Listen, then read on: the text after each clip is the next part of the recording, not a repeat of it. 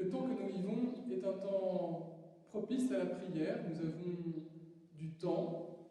C'est une grâce qui nous est peut-être faite pour prier avec la parole de Dieu.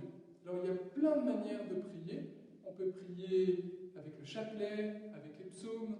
On peut prier aussi en silence. Et il y a plusieurs manières de prier en silence. Eh bien, je vous propose une initiation à la prière silencieuse, celle qui nous est donnée par la tradition de l'Église à travers saint Ignace, le fondateur des Jésuites. Tout d'abord, pour prier, à partir de la parole de Dieu, il faut choisir un temps de prière. Il faut déterminer le temps pendant lequel on va prier. Vous pouvez choisir de le faire pendant un quart d'heure, 20 minutes, une demi-heure ou une heure.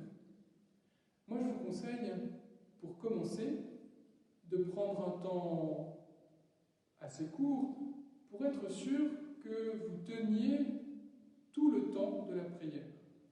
Prenez un quart d'heure ou 20 minutes. Mais lorsque vous avez choisi de prier, par exemple, un quart d'heure, c'est 15 minutes et pas 14. Il s'agit de tenir le temps que l'on a choisi. Comment est-ce qu'on entre dans la prière? Eh bien, on entre en faisant le signe de croix et en visualisant une partie de la scène que nous allons contempler. Je vous propose pour cet essai de prière de prendre l'évangile du 5e dimanche, du 4e dimanche de Carême, l'évangile de ce dimanche avec l'aveugle-né. Vous pouvez donc, après avoir fait le signe de croix, essayer de voir le lieu dans lequel Jésus et cet aveugle se trouvent. Ils sont à Jérusalem. Eh bien, comment est-ce que vous imaginez cette ville à l'époque de Jésus? Une fois que vous avez quelques images en tête, demandez à Dieu ce que vous voulez. Dieu veut nous donner ce dont on a besoin. Eh bien, il faut lui demander. Alors, au début de la prière, il y a des choses qui habitent votre cœur. Dites à Dieu avec vos mots ce que vous voulez recevoir de lui. Maintenant, nous entrons dans la prière, et la prière va se dérouler en 3 temps. Le premier temps, il s'agit de voir les personnages du passage que l'on lit, sur lequel on veut prier. Dans notre cas, les personnages sont Jésus, l'aveugle-né, les parents de cet aveugle et les pharisiens qui vont interroger cet homme après sa guérison. Eh bien, il s'agit, dans le premier temps, de voir chacun de ces personnages.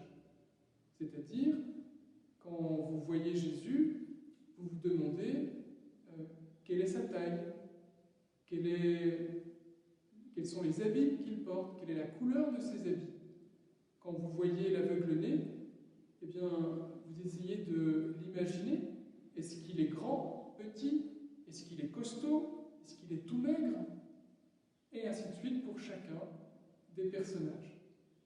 Et si vous choisissez de prier pendant un quart d'heure, eh bien, ce premier point peut durer 5 minutes.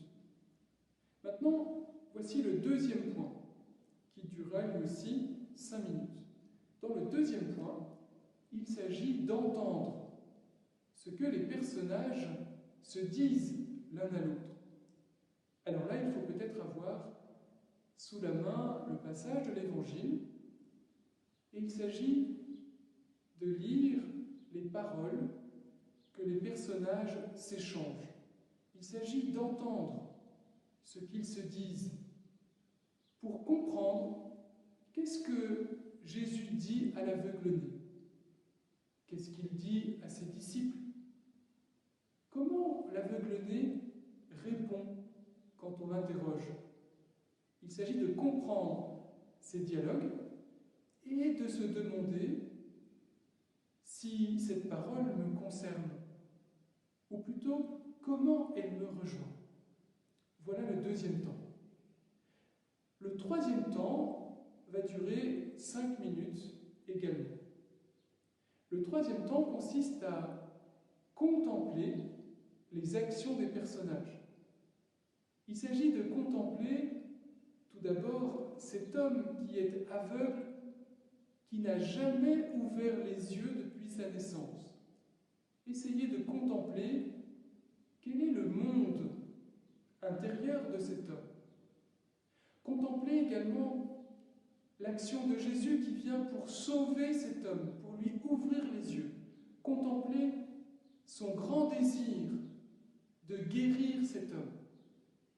Contemplez également comment cet homme qui va être guéri par Jésus est progressivement rempli par une joie de plus en plus grande.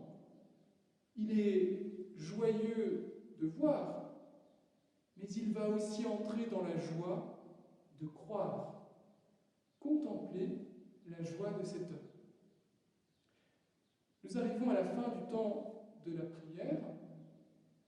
Il s'agit maintenant, pour finir la prière, de vous adresser vous-même à Dieu.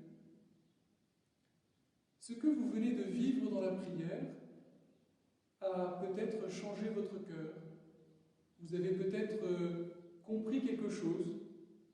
Vous avez peut-être reçu une grâce de Dieu. Il s'agit maintenant de lui dire ce qui habite votre cœur. Ça peut être la formulation d'une demande. Ça peut être aussi l'expression d'un merci, d'une action de grâce.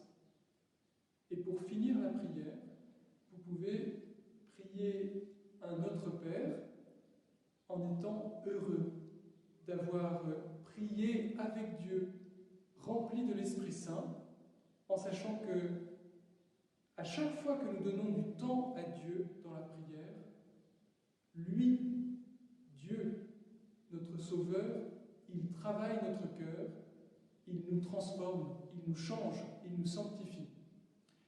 Que chacun soit heureux de pouvoir expérimenter la prière sous toutes ses formes, et notamment cette prière silencieuse, la prière à la manière de Saint Ignace.